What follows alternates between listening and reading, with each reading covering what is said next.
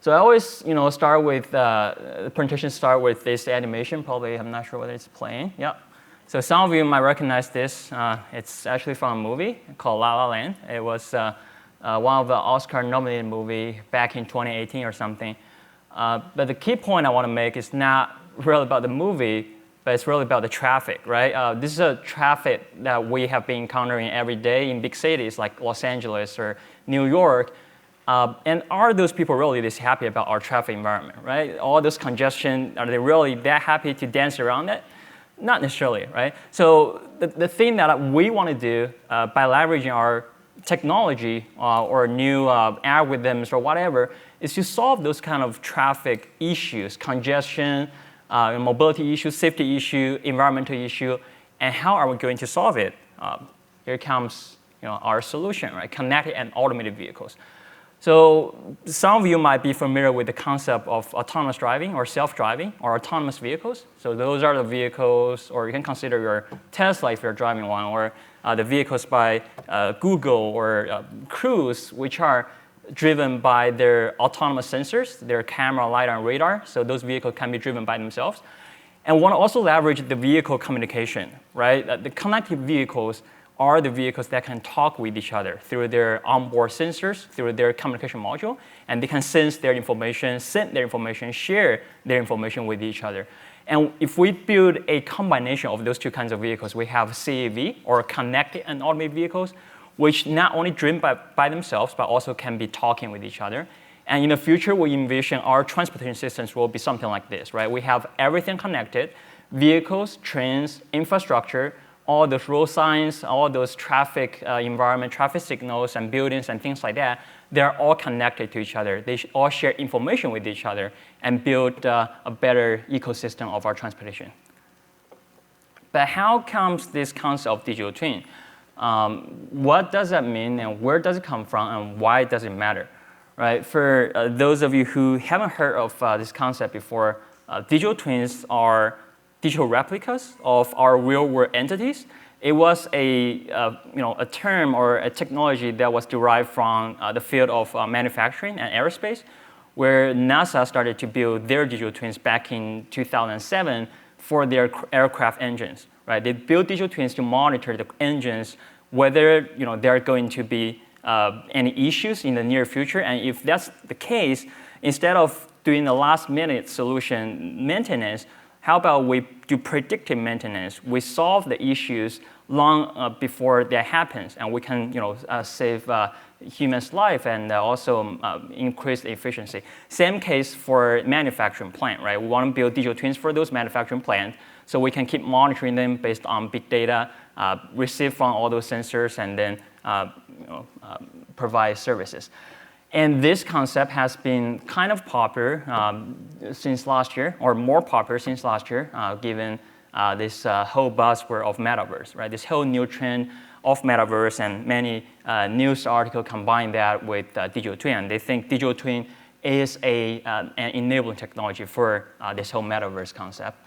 So that's how more and more public attentions are attracted to this field. So during this talk, I'm going to briefly talk about our scope for digital twins in mobility concept in the transportation domain. And we will dive into 3 different digital twins in details, one for traffic, one for vehicle, one for human or drivers. And we will see how the digital twin will be leveraged to better serve for our connected and automated vehicles, and how do we take advantage of cloud computing and big data. So the first one is about traffic digital twin, where some of you have probably encountered this kind of scenario every day while you're driving, right? We always have difficulty merging onto the freeway from the ramp, especially when the ramp is relatively short. You don't have that many space to accelerate as fast as possible. And all those vehicles, if you see from the video on the left, they have the right of way, so they don't have to show courtesy to you. And if you try to merge very briefly, and you're gonna end up with some scenario like the video on the right? You just get sandwiched by 2 different trucks since you are in their blind spot. So how do we solve this kind of issue, and how do we leverage cloud computing or digital twin or AI to allow vehicles to collaborate with each other, just show some courtesy, show some gesture to the vehicles that are going to merge, and then let them drive in a safer manner, and also increase the accessibility of freeway to all different levels of drivers. So we propose this cloud computing architecture where we build digital twins for different connected automobile vehicles, or CAVs, and we pretty much project all those CAVs that are going to merge with each other on the lens of each other. So if you look at that vehicle 1, that red vehicle, instead of making a last-minute decision for vehicle 2 to kind of accelerate a lot and then do last-minute lane change, we project that vehicle 1 to the lane of vehicle 2 on the ramp based on cloud computing. So we communicate vehicle 1's position, speed, acceleration through cloud computing to vehicle 2. So vehicle 2 know, okay, that's how fast vehicle 1 drives. It's better for me to catch up with that speed long away before I even see that vehicle. Same case for vehicle 3. Instead of following very closely to vehicle 1, we project vehicle 2's information in front of that vehicle 3. So that vehicle 3 knows, hey, there is another vehicle trying to merge in front of me. Why don't I just show some gesture, show some courtesy to that vehicle, so I will just make a space for that vehicle, and that vehicle can merge in safely and smoothly and doesn't have to wait there forever because we are a very long platoon of vehicles are traveling very fast on the main line. So those are the concepts that we leverage cloud computing to allow different vehicles to talk to each other and then share the information with each other and collaborate with each other. So this is a simulation that we have been building on Unity, on the game engine, where you can see from the left, all those 5 vehicles on the main line, they start to decelerate a little bit, starting from the second vehicle on the main line, to create that gap for that vehicle, for the red vehicle from the ramp to merge in. So you see at the first, they follow each other very closely, but once the vehicle 2 receives the merge-in request through the cloud from vehicle, the red vehicle, then that second vehicle starts to decelerate a little bit ahead of time. Just start to decelerate a little bit, and that's good enough for creating a gap for the red vehicle to merge in. If you look at the breakdown of those animations on the right, you see at first they are a platoon of vehicles, 6 vehicles, and then once the merging request has been received, vehicle 2 on the main line becomes vehicle 3, and then starts to create the gap, and then gap has been created. It will be pretty smooth for vehicle 2 to conduct a lane change and very safely and very smoothly. We did not only pure computer-based simulation, we also did human-in-the-loop simulation, where we allow different drivers to test that on the simulator, but we also did field experiment. We have used 3 Toyota Corollas to communicate through the cloud and share their information with each other, and which including their speed, their position, their acceleration. And you see the second vehicle starts to decelerate long before that vehicle sees the ramp vehicle, and then the gap has been created. They can merge in very safely and smoothly. We did this through a connected manner, but not through an automated manner, because vehicles they're still driven by those human drivers. Those are very old Toyota Corollas, so they don't really have the automated feature. But what we did is we show the guidance to those drivers. So they see, okay, there are 2 numbers. The number on the left is my current speed of the vehicle. The number on the right is the guidance speed received from the cloud, which is calculated by our algorithm. So what I need to do as a driver is just to drive the vehicle, match those 2 numbers, right? If my speed is a little bit higher than the adjusted speed, I decelerate a little bit. If my speed is a little bit lower than that, I just accelerate a little bit, and then we can conduct this lane change very safely and smoothly. And again, all those communication, they're all through the cloud. There is no computation on board. That's just a tablet that we want to show to the driver, say, hey, this is the guidance speed, and just follow that. But all those things, they're handling on the background on the cloud. So that was the first one for traffic digital twin, because we want to really increase the traffic throughput by allowing different vehicles to merge with each other. The second concept, or the second example I want to make, is the vehicle digital twin. We focus on individual vehicle level, the agent level, where we build digital twins for different vehicles and then try to better satisfy the behaviors of individual vehicles. So here's an example that I actually filmed last year here in Indiana. I rented a Toyota Camry from a ride, and probably, yeah, it's going to play here. So not sure any of you have used this concept or this technology, adaptive cruise control, on your vehicle. So pretty much it's a system where you switch that on, and then the radar of your vehicle will sense the distance in between yourself and the preceding vehicle. And you can also adjust the distance in between. That's where I was playing around with the car following distance on the video. So there are 3 bars, which means you will follow your vehicle at the longest distance. 2 bars is median distance. 1 bar is the shortest distance. And then you can customize that a little bit. So probably some drivers, they are more conservative. They want to follow a little bit further. Some drivers, they are more aggressive, so they want to follow a little bit closer. And this work was actually done during my time at Toyota as their principal researcher. And we received a lot of complaints through our Toyota dealership from our Toyota customers about this kind of systems, this kind of driver assistant systems, where people think they have to change the settings a lot due to a lot of factors, right? If you look at this chart right here in the middle, 43% of them, they have to change the settings because of traffic condition changes, right? Sometimes there's a vehicle trying to cut in front of you, so you might want to reduce the car following distance. You don't want to let those guys always cut in front of you, right? Sometimes the weather changes. 27% of those customers, they think right now it's sunny, and then probably 5 minutes later it's rainy. I have to change the setting to a longer distance so I feel more comfortable. Some people will change the settings very often based on their mood. If they are in a hurry to a meeting or something, they want to follow more aggressively compared to if they just finish their work, they're going home, they can lay back and just follow a little bit longer. And road type, right? Freeway, urban road, and probably Manhattan, downtown, those are all different. So that really inspires us to build the digital twins of this vehicle to better satisfy different drivers, their preferences. So in the future, they don't have to always toggle through the settings to change, okay, I want to follow a little bit closer, I want to follow a little bit longer, or I want to have a higher speed, I want to have a slower speed, but just one magic button, and then they're good to go. So we did that through the concept which is called personalized adaptive cruise control, where, for instance, if you're driving from your home to work this morning, and those are vehicles driven by you, and then all those data that we collected from your driving behaviors will be sent to the cloud where we build the digital twin.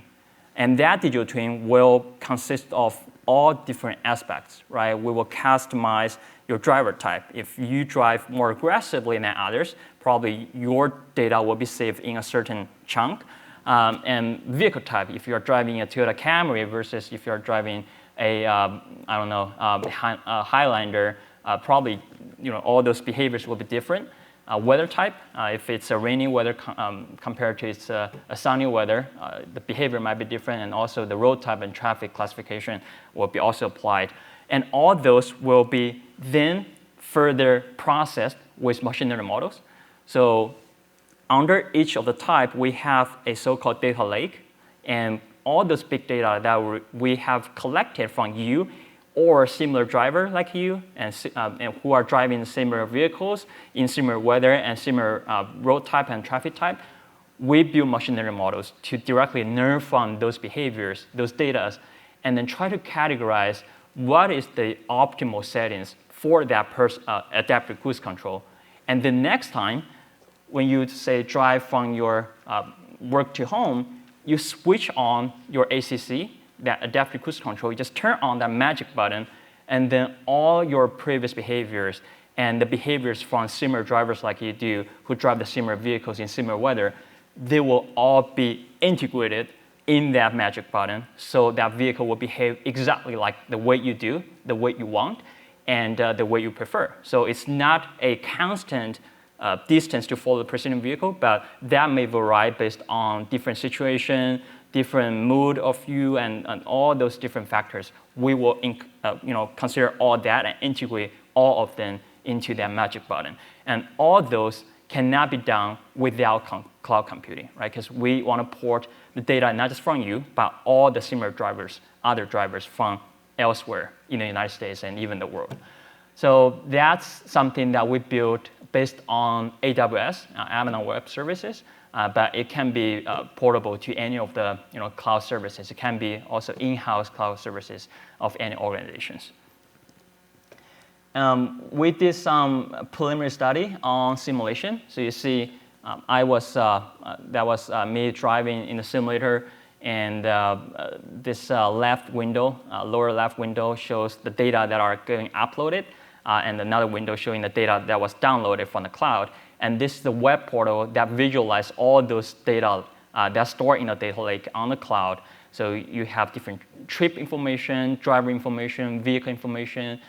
We rate different drivers based on their behaviors, and also categorize them based on the way that they drive, and also geolocations. Probably California drivers, they drive a little bit different than Indiana drivers. So all those factors, they are considered, and they are trained, and they are incorporated in the system through cloud computing. We also did some field experiment in different locations in California, Southern California, Northern California, the Bay Area, where our office was located at, and also our headquarters of R&D in Michigan, in Ann Arbor. And we also tested that, and again, by we, I mean my previous colleagues at Toyota, test this vehicle, test our system on a mass-produced Lexus vehicle, and we validate the end-to-end capability of this system through, real-world highway field experiment. So we test a lot. You can see those are back in COVID time, and I think we're still in COVID time, but those are back in 2021. And the key takeaway of this whole thing is, by leveraging cloud computing and big data, our adaptive cruise control system or driver assistance system in general can reduce the takeover rate from the driver. By takeover, I mean sometimes you switch on a system, lane keeping system or adaptive cruise control. If you are not happy with that system, you either slam on the brake of your vehicle or you have your hands on the steering wheel, right? That considers as a takeover event.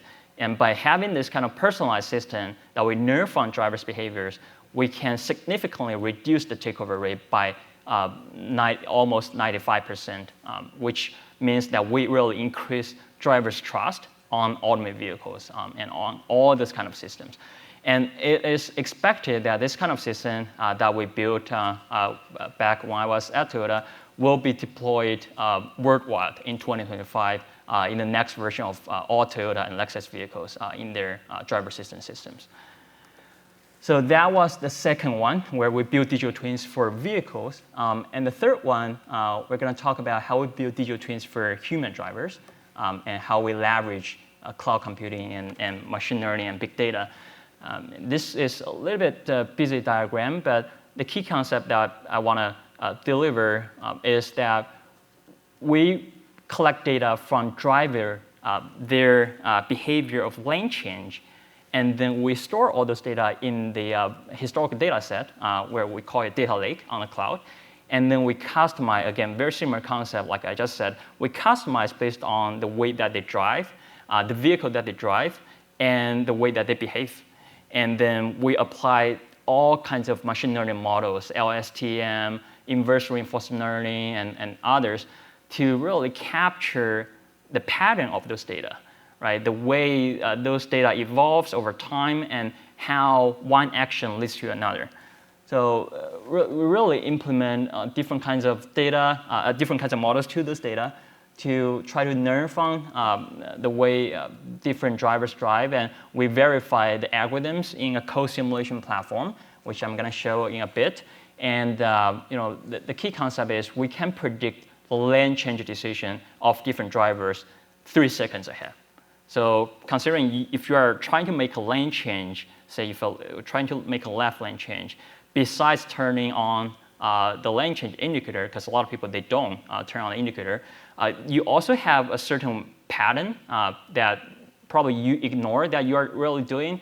Like probably you want to check the mirror, and at the same time, you probably have your foot away from the gas. So the speed is not really constant anymore. It might drop a little bit, and by using machine learning models, looking at those data, we can observe from those data that, okay, hey, this person might want to conduct a lane change very soon. All those kind of trivial behavior of the data, we can capture all that through the machine learning models. And 3 seconds ahead, and we can also have a very high accuracy compared to their benchmark, right? The real trajectory of their lane change compared to our predicted trajectory. So less than 0.4 meter of their trajectory, that's what we achieve for the accuracy. So similar setup, we also did a simulation first, where we allow different drivers to test on this platform. And this platform is built with Unity and Sumo, a traffic simulator, where the traffic is generated from Sumo, the software, and then the driver is controlling the vehicle in Unity, the game engine, and the game engine will be also interacting with that traffic simulator in real time. So we can also see how your behavior will have the impact on the microscopic traffic flow. If you look at the left side, that's how we build digital twins, right? In the real world, you have vehicles, you have traffic, and in the digital world, we really build all things virtually. We build the digital city where you can drive pretty much the same setup at the real world, but it's in a simulation. We build the digital vehicles. Those two vehicles are exactly the same as what we have in the real world. And you leverage all those different tools in Unity and all those external tools, Sumo, MATLAB, Python, and AWS, more importantly, where we allow the data to flow from one device to another through cloud computing. So not just the simulation, we also did real-world implementation, again, on those vehicles that we have. But first, this is to show the simulation is conducting in real time. The lane change behavior has actually a possibility. That's the result that is keep propagating over time, meaning say, hey, that driver might have a high possibility of lane change compared to a lower possibility. I'm not sure why it's not showing. Yeah, okay. The second scenario is that driver actually conducts a lane change, but before the lane change, the number already increased from 20-some% to 55%, which is that 3-second window that I just talked about, gives the surrounding drivers a little bit warning time, so the drivers, they are aware of that lane change ahead of time, and they can make decisions accordingly. So that's the simulation. We also did field implementation on how we want to show this to the drivers, right? We still use a kind of a tablet, an external monitor, but we overlay the information, the predicted information on top of the vehicles. So while you're driving, you can actually see through those screens and say, hey, that vehicle in my vision on the right has a possibility of, say, 65% of a lane change. It's probably better for me to decelerate a little bit. Compared to this guy, probably only have 20%, and then I can lay back and just drive the same way as I do. And you probably also see different colors of the guidance. So blue color is where that vehicle has a low possibility of lane change. Red color means that vehicle has a high possibility of lane change. These are the digital twins that are running in parallel on the cloud. So not just the real vehicles are running in real world, but digital twins, they keep running in parallel on the cloud and keep monitoring the status of those vehicles and share information with each other. So that's a very brief overview of what we have accomplished for mobility digital twin with cloud computing and big data. We have done a lot of other work using the same concept for all kinds of different applications to address all kinds of different issues in our transportation systems. And the key goal of this is really to build AI-based, data-driven digital twins to benefit our society, not just transportation systems, but our society as a whole. So second last figure, second last slide shows the cloud architecture, the example cloud architecture that we adopted. As I said, we use AWS for different vehicles to talk to each other. We have a cloud layer where all those magic is going on. But we also have 3 other layers. We have device layer, who sample all this data from mobile apps, from real vehicles, from RC cars, from simulators. We have an intermediate edge layer that can handle some of the computations and also upload all those data to the cloud. We also have an API layer down below where we don't just collect data from those devices, but we also want to leverage the existing data sources from the cloud, from elsewhere. Right? We want to leverage the traffic data from TomTom. We want to leverage the map data or weather data or any kinds of other data that is not available on board, but available online that we can just do crowdsourcing. Very last slide. So some of the future challenges that we encounter after doing all those kind of research in this field. The first one that we think is standardization. Digital twins is still an emerging field. I know RCAC, we just held the Digital Twin Symposium a few months ago, and many people are talking about this, but still it's an emerging field that more and more attentions are attracted to this field. So there is very little standardization in this field, not to mention specifically for transportation. So there has been a lot of attentions from both academia and industry, like Toyota, General Electric, Microsoft, NVIDIA, but there is not even a universal definition of this concept of digital twin. Many people, they have their own version of the definition of digital twin, let alone any standardization. And to be honest, consensus will be very hard to reach because there are so many stakeholders, private sectors, public sectors, and how do we have a standard for digital twin, like a standard for vehicle communication or a standard for the fidelity of the digital twins? That would be very hard to establish. The second one is private cloud versus public cloud. So we showed all those applications that are done in the public cloud, which is good at scalability, reliability, and affordability, but that really gives away the control, right? You don't have the full control of all the data and all the algorithms that you store on the cloud. Versus private cloud, it's probably more agile or flexible and secured, but might be less reliable, right? What if anything goes wrong? If you are deploying the whole thing on AWS, probably they have the whole team stand by and try to debug. But if you have your private cloud, it might be a little bit lengthy process for you to fix those issues before it can run again. So we think mobility digital twin can be deployed on either or both based on requirements, right? Based on the specific applications, we can choose a hybrid approach where we allocate some of the things on the public cloud and some of the things on the private cloud. The last one, but not the least, is the data requirements, right? We want to build high fidelity digital twins, and data is all it matters. Real-time synchronizations of high frequency data is necessary. Otherwise, it's not digital twin, it's just a simulation. It's just a model, but it's not the digital replica of the real world entities.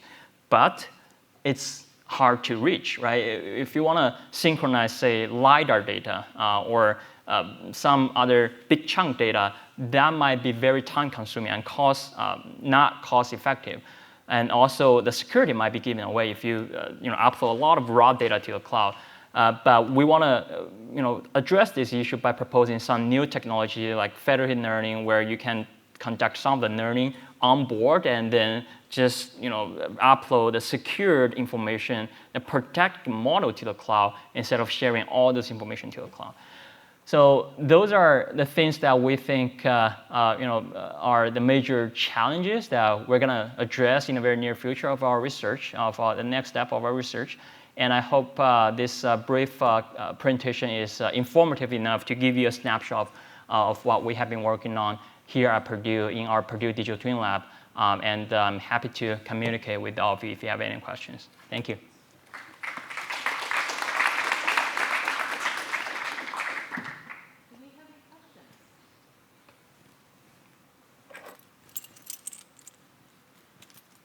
Do you still have those Toyota Corollas? Yeah, those are a good question. Those are, to be honest, crappy Toyota Corollas.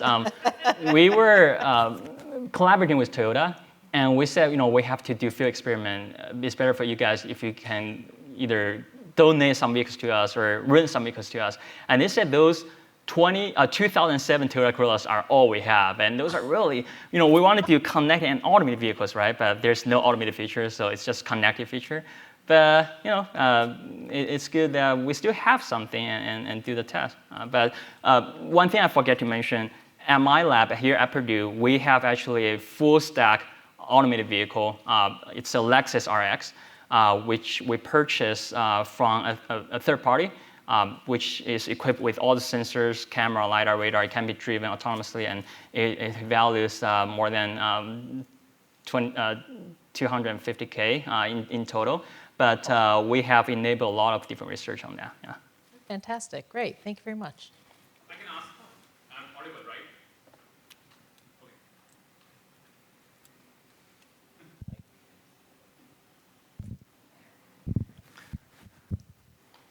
Thank you, Professor Wang. Brilliant presentation. So you mentioned about the public and the private cloud. I'm assuming by private cloud, you mean on-site premises, right? Yes. Yes. And public cloud, obviously you displayed the difference between both. Second part was because once you do that, there's also some additional stuff, because once you've built the model in a 3D environment as a digital twin, you can do a lot more interesting stuff in terms of, let's say, segmentation, anything, so that you can have nice segmentation masks for your surroundings and stuff. So is that something that you took into account? And is there a difference doing it, maybe, as you mentioned, between federated learning, as in on the device itself, versus compared to first streaming it and then bringing it to cold storage and then doing it later on?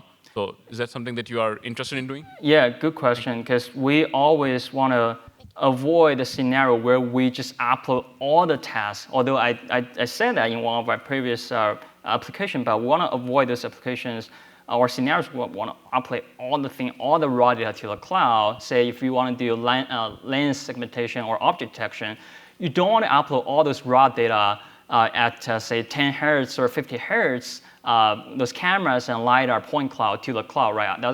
Otherwise, that's going to be very costly and time-consuming. So you want to allocate specific tasks that you can do based on your onboard computing resources and based on the requirements that you can handle onboard on your onboard PC of your vehicle or some edge devices. Probably you will have some NVIDIA JSON that is hooked up with your vehicle that can handle all those, and then just upload the processed results to the cloud. And you want to really leverage the cloud computing resources to do the things that is most computational heavy, but not really data heavy. So that's our goal. Testing. Hi. So again, on the public versus private cloud thing, you made a few comparisons, benefits or drawbacks of one versus the other along a few different dimensions. Maybe along the same lines of what you were literally saying in response to the last question, as far as what makes sense to do where. You mentioned reliability, and I was wondering if you could actually speak in real terms about what your experience has been as far as reliability in building your real-time inferencing pipeline that you showed in AWS and all of the different services and platforms that you had hooked into that thing, as well extending that into developer, what's been the developer experience there? And can you contrast with that, as far as the developer experience on campus? Yeah, so great question. We have experience in those two aspects, both private cloud and public cloud. So the work that we first started with is building a private cloud back when I was a PhD student. And we built a small-scale private cloud, or on-campus, in-house server, cloud server, if you will, which handles a limited amount of computation, a limited amount of data stored on the cloud and enable the communication among different vehicles. And that was a lab setting. And then when I started to work at Toyota back in 2018, and we wanted to do the same thing, so several engineers, or we were all researchers, we started to replicate that and build the same private cloud inside of our lab. And then we figured out the scale is different because it's no longer a lab setting where you only have 3 or 5 vehicles. You're looking at total fleet that can be thousands or even billions of vehicles, right? Although we are in R&D, we're still talking about hundreds of our test vehicles. So we figured out probably this kind of private cloud approach cannot be really handled by researchers like me. I was trained as a mechanical engineer, so I'm not really a cloud expert. And then we want to outsource that to some third party. So that's how we really reached out to a consulting company. It's called Atos. And they have a full team of software engineers and cloud architect to build the cloud architecture. But when we first reached out to them and say, hey, want to build our private cloud and can you give us some help? And all those people, they said, we are have more expertise in building public cloud services. We're experts in AWS or Microsoft Azure, so it's hard for us to really build a private cloud on-site, but it's easier for us to build public cloud services, just leverage our previous project experience. So the thing I want to make, the point is, the reliability is really something that you want to look at when you don't have specific people that are in charge of building a cloud. Probably you are a group of experts in machine learning algorithms, and you're just looking for a solution for the cloud.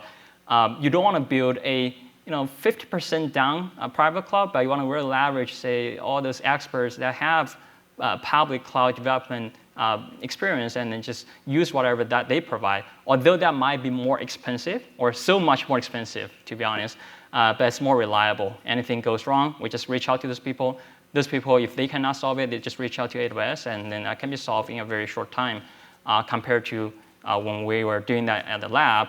Graduate students can solve that for weeks or even months, just one little issue. So hope I answered your question. Any further questions? Great. Thank you very much, Ziran. We really appreciate it. Thank you. Thank you.